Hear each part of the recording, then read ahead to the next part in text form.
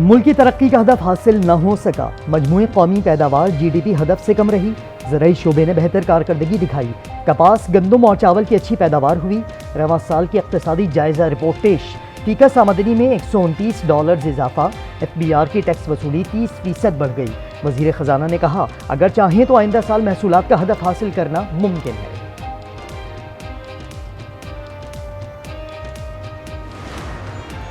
I was very loud and clear کہ IMF کے programme میں ہمیں جانا چاہیے because there is no plan B۔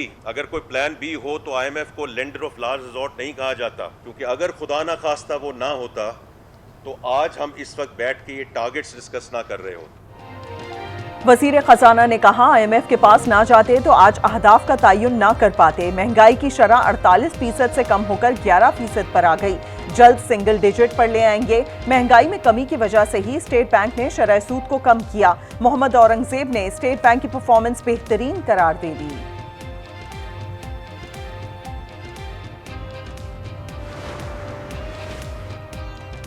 Power sector میں 500 ارب روپے چوری کا تخمینہ ہے، ڈسٹریبیوشن کمپنیز کی نجکاری لازمی ہوگی، ڈسکوز کی گورننس ٹھیک کرنا ہوگی۔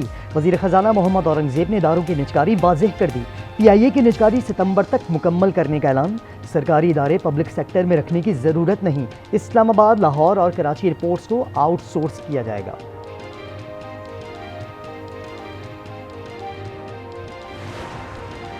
ملک میں گدھوں کی تعداد میں اضافہ ہو گیا، ایک سال کے دوران 1 لاکھ گدھے بڑھ گئے جبکہ گھوڑوں کی تعداد میں اضافہ نہ ہو سکا۔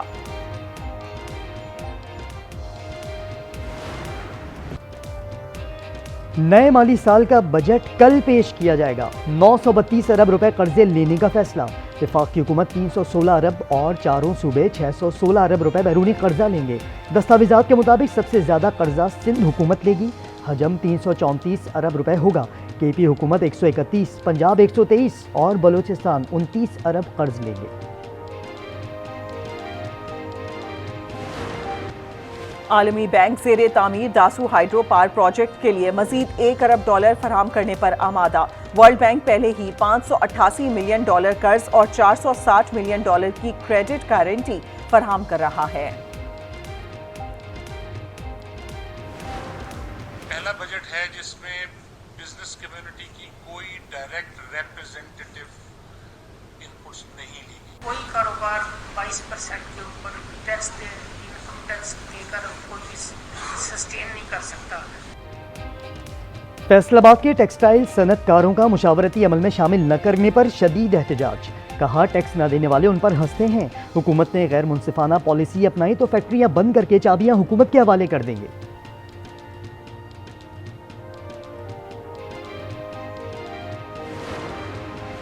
پیپلز پارٹی کا بجٹ پر اعتماد میں نہ لینے پر اظہار تشویش، بلاول بھٹو کی زیر صدارت پیپلز پارٹی کی پارلیمانی پارٹی اجلاس میں مشاورت، کل پھر اجلاس ہوگا۔ خورشید شاہ کا نون لیگ سے شکوہ، کہا جیسے بھی حالات ہوں ہمیشہ اپوزیشن کو بجٹ میں اعتماد میں لیا جاتا تھا، ہم تو یہ بھی نہیں جانتے کہ IMF سے کیا معاملات طے ہوئے۔ خورشید شاہ نے PTI سے بیک ڈور رابطوں کی بھی تردید کر دی۔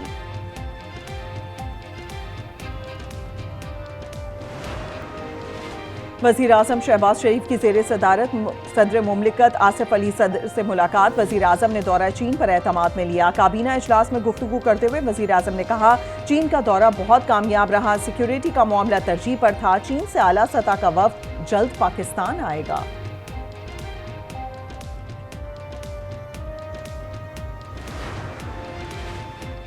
ہمارے ہم سفر نتائج تسلیم کر کے اقتدار میں بیٹھ گئے، ہم سرنڈر نہیں کریں گے، مولانا فضل الرحمان کہتے ہیں ایسا کام کرنے والی قوتوں کے خلاف جنگ ہوگی۔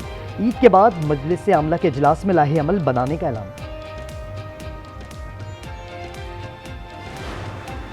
بھارتی وزیر خارجہ ڈاکٹر جے شنکر نے ہمسایوں سے اچھے تعلقات کو ترجیح قرار دے دیا، آزاد کشمیر پر قبضے کے سوال پر رپورٹر کو جھاڑ دیا۔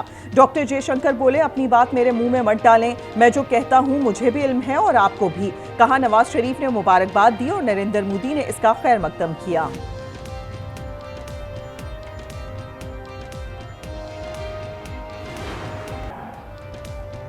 T20 ورلڈ کپ کے میچ میں پاکستان کے خلاف کینیڈا کی بیٹنگ جاری، 18.4 اوور میں 95 رنز اور 7 کھلاڑی پویلین لوٹ گئے۔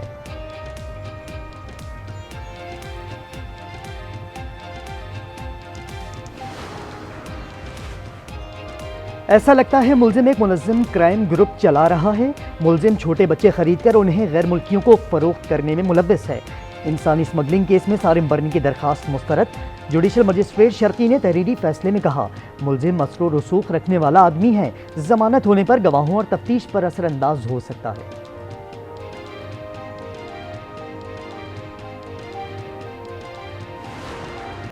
قربانی کے لیے من پسند جانور کی تلاش. مویشی منڈیوں کی رونقیں عروج پر. قصابوں کی بکنگ شروع. گلی محلوں میں چارے کی دکانوں اور سٹالز پر رش بڑھ گیا. چھری، بکدے، مڈیاں اور چٹائیاں بنانے والوں کی بھی تیاری.